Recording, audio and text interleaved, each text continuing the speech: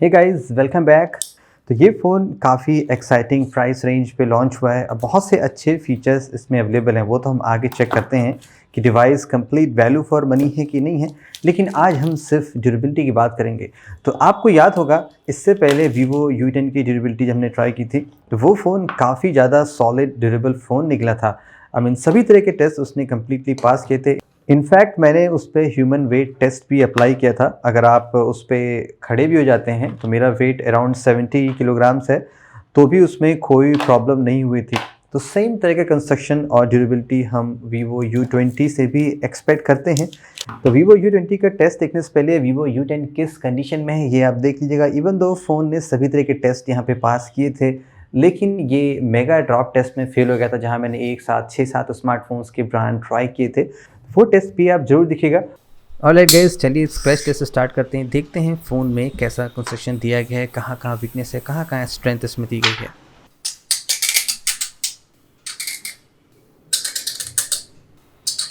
Polycarbonate का frame है जिस पे एक पेंट जॉब दिया गया है। 2020 आ गया है और अभी भी हम माइक्रो यूएसबी देख रहे हैं। एक्चुअली ये फ्रेम पॉलीकार्बोनेट का है और रियर पैनल भी उससे मिक्स्ड है, सेपरेट नहीं है। और काफ़ी हार्ड यहाँ पे मुझे ये पैनल दिख रहा है। हो सकता है बेंड टेस्ट और डिस्टॉर्शन टेस्ट में काफ़ी अच्छा परफॉर्म करे। इस यूनिबॉडी फ्रेम में बटन्स भी काफ़ी टाइटली लगाए जाते हैं क्योंकि ये फ्रेम के साथ स्टिक होते हैं और बटन्स यहाँ पे बाहर नहीं आ रहे हैं। पावर बटन, वॉल्यूम बटन दोनों काफ़ी अच्छे से लगाए गए हैं। और कंस्ट्रक्शन की बात करें तो ये पॉलीकार्बोनेट के हैं और उस पर पेंट बहुत आसानी से हट जा रहा है। आई मीन यूजली सभी फोन्स में ऐसा ही होता है बजट में। तो नेल्स एंड शार्प ऑब्जेक्ट्स है। कुछ बटन्स आपके मे भी इन द फ्यूचर में ऐसे हो सकते हैं अगर आप रफली यूज़ करेंगे तो। सिम ट्रे कैसा बना है ये भी देखना ज़रूरी है। एक्सीडेंटली आपका सिम ट्रे अगर बाहर गिर जाता है या आपने गलत तरीके से उल्टा लगा दिया तो क्या आपका सिम ट्रे डैमेज होगा, नहीं होगा। यहाँ पे आप देखेंगे आपको एक गैसकेट का प्रोटेक्शन दिया गया, यानी कि सॉर्ट ऑफ IP रेटिंग इसमें है। P2I आप मान सकते हैं, स्प्लैश रेजिस्टेंट टाइप का, जो मोटरोला और रेडमी के फ़ोन्स में आने लगा है। ये फन फैक्ट है, आपने देखा होगा वीवो U10 में भी काफ़ी फ्लेक्सिबल अच्छी क्वालिटी का मटेरियल लगाया गया था और यहाँ पे भी ऐसा है। सिम ट्रे आपका कम्प्लीटली बेंड हो जाएगा। बहुत माइनर सा इसमें डैमेज आया है लेकिन कम्प्लीटली ब्रोक नहीं हुआ है, यानी कि आप अपने सिम ट्रे को दोबारा यूज़ कर सकते हैं। बहुत ही आसानी से फिक्स हो जाता है और काम करना भी स्टार्ट कर देता है। रियर पैनल का देखते हैं कंस्ट्रक्शन कैसा यहाँ पे है। छोटा सा यहाँ पे मैं एक कैलीग्राफी कर रहा हूँ। मेरी आप लोगों से यही दरख्वास्त है, आप अपने घर के बाहर प्लीज़ एक पेड़ ज़रूर लगाइए। अगर आपने अभी तक नहीं लगाया है तो ज़रूर लगाइएगा। इसके फ़ायदे ही फ़ायदे हैं, नुकसान कुछ नहीं है। सरकार काम करे ना करे, देश में हमारी में कुछ जिम्मेदारी है, तो ये चीज़ आप ज़रूर करिएगा। अगर आप गेस कर चुके हैं कि ये कौन सा पेड़ है, किस पेड़ की पत्ती है, तो प्लीज़ कमेंट में अपने आइडिया शेयर कर सकते हैं।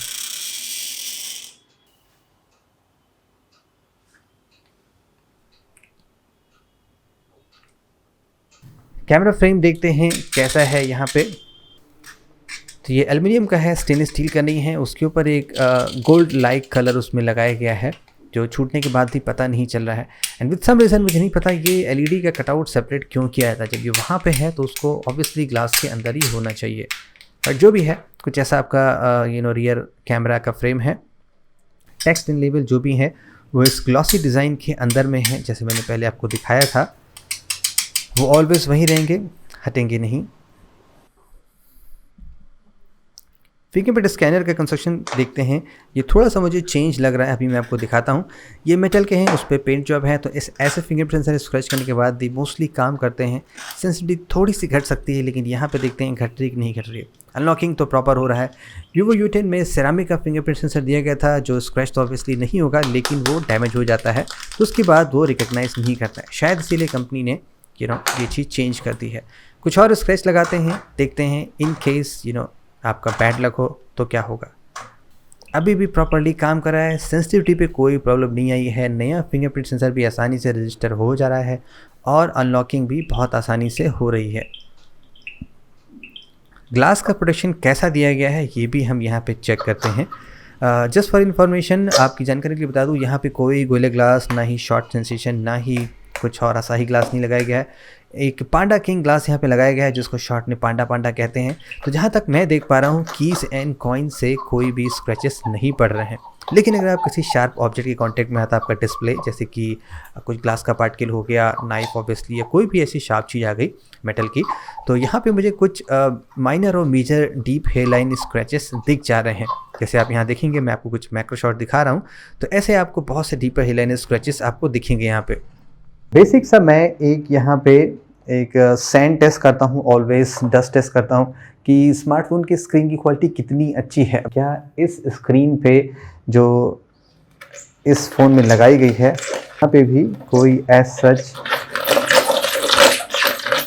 तो क्या इस पे कोई डीपर मार्क्स पड़ते हैं, नहीं पड़ते हैं। साथ ही कैमरा लेंस भी चेक करते हैं इन केस। काफ़ी डीप कट आप यहाँ पे देख सकते हैं। और आपके रेफरेंस के लिए बता दूँ, गोरिल्ला ग्लास 5 और 6 में भी सैंड एंड डस्ट से स्क्रैचेस पड़ जाते हैं, और ये ग्लास जो है गोरिल्ला ग्लास 3 के लेवल का है, तो यहाँ पे ऑब्वियसली आपको ज़्यादा स्क्रैचेस देखेंगे। कैमरा लेंस पे भी आप स्क्रैच देख सकते हैं। ईयर पीस का कंस्ट्रक्शन यहाँ आपको देख के समझ में आ गया होगा कि ये पॉलीकार्बोनेट का बना है। मेटल थोड़ा सा ज़्यादा शाइनी यहाँ पर फील होता है, आसानी से यहाँ पर कट हो जा रहा है, और डैमेज होने के चांस थोड़े से हैं कीज एंड कॉइन से, क्योंकि ये थोड़ा बाहर है। बेसिक से स्प्लैश टेस्ट करते हैं, देखते हैं क्या आपका फ़ोन इस टेस्ट में पास करता है, नहीं करता है। मैं हमेशा की तरह अगेन फिर से टाइमर स्टार्ट करना भूल गया, और यहाँ आपने देखा होगा पहले एक गैस्केट का प्रोटेक्शन दिया गया है। इसका मतलब ये है फ़ोन आपका P2I कोटेड होगा इसमें, यानी कि सॉर्ट ऑफ आप उसको स्प्लैश प्रूफ मान सकते हैं। तो Vivo U10 में मैंने 2 मिनट का स्प्लैश टेस्ट किया था, यहाँ मैं 3 मिनट का करता हूँ। 20-22 सेकेंड तो मैंने टाइमर स्टार्ट किया था, तो आप 3 से 3.5 मिनट का मान के चलिएगा। एंड अगेन आप ये चीज़ ट्राई मत करिएगा, कोई भी कंपनी वाटर डैमेज का क्लेम नहीं देती है, चाहे आपका फ़ोन IP68 ही क्यों ना हो। बहुत सारे दर्जनों क्लॉस हैं, आप कंप्लीट मदरबोर्ड रिपेयर करा के ही वापस आएंगे। होपफुली डिस्प्ले भी आपको रिपेयर करना पड़ेगा, और शायद आपको नया फ़ोन लेना पड़े।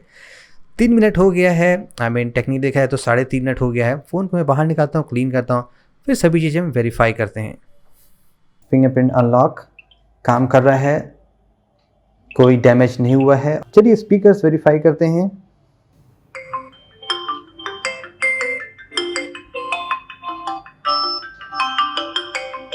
.5 mm jack. On flat ground, a baby iguana can outrun a racer snake. Micro USB charging port.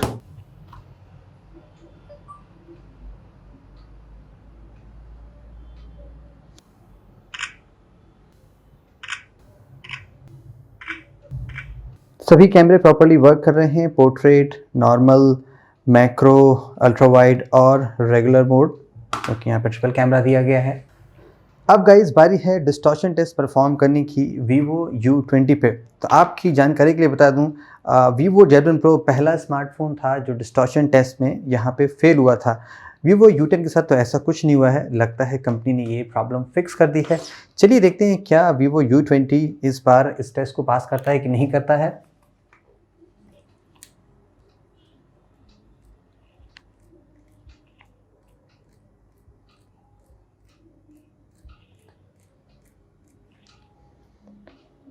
So for okay है।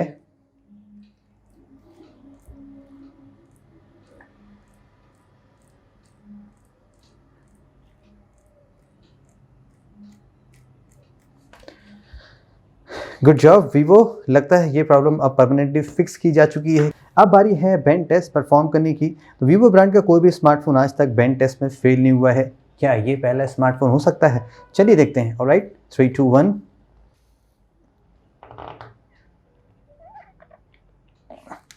काफ़ी ज़्यादा फ्लैक्स आया फ़ोन में, लेकिन फिर भी कोई ऐसा प्रॉब्लम नहीं दिखी कि कहीं से कुछ क्रैकिंग साउंड आई या डिस्प्ले क्रैक हो। हल्का सा ये फ्लैक्स हो गया है फ़ोन यहाँ पे, अगर आप ध्यान से देखेंगे तो थोड़ा सा आपको फ्लैक्स नज़र आएगा, बहुत ही मिनिमम है। अब उसी डायरेक्शन से बेंड करते हैं, क्या इस बार कुछ प्रॉब्लम आएगी यहाँ से? Alright, 3, 2, 1।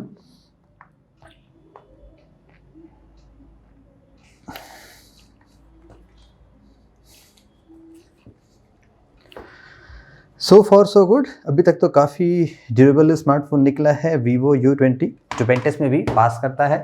Okay guys, last test पे आ चुके हैं जहां हम Vivo U20 का ड्रॉप टेस्ट करेंगे, और आज मैं ह्यूमन वेट टेस्ट भी करूंगा, जैसे हमने Vivo U10 पे किया था। तो ये भी देखेंगे क्या कुछ इंप्रूवमेंट है कि नहीं है। और यहाँ पे कुछ डिफरेंट ग्लास है, पांडा ग्लास है, तो देखते हैं कितना ड्यूरेबल है। ऑलराइट, तो एज ऑलवेज वेस्ट हाइट से स्टार्ट करते हैं। इन केस आप फ़ोन बाहर निकाल रहे हैं और गिर जाता है पॉकेट से। स्टिल वर्किंग, कोई दिक्कत नहीं है। And top side 3 2 1, actually corner से इम्पैक्ट हुआ था, अभी भी ओके है, कोई दिक्कत नहीं है। एक इंटेंशनल कॉर्नर ड्रॉप करते हैं, अगर आप ऐसे फ़ोन पकड़ेंगे तो इस साइड ज़्यादा वेट है, तो परफेक्ट लैंड हुआ इस बार तो, एंड कोई प्रॉब्लम नहीं है। सो फॉर तो काफ़ी सॉलिड दिख रहा है। रियर साइड से क्या कैमरा लेंस ब्रेक होगा? पांडा पांडा, फाइन। स्क्रीन साइड से Vivo U20,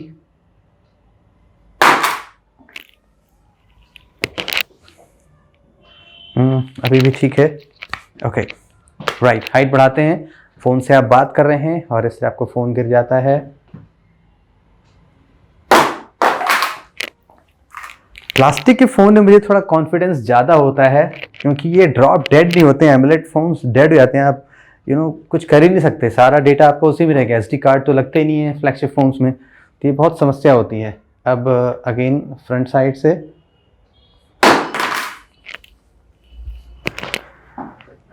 पैनल बाहर आ गया, और एक्चुअली मुझे ये डिज़ाइन बहुत अच्छा लगता है।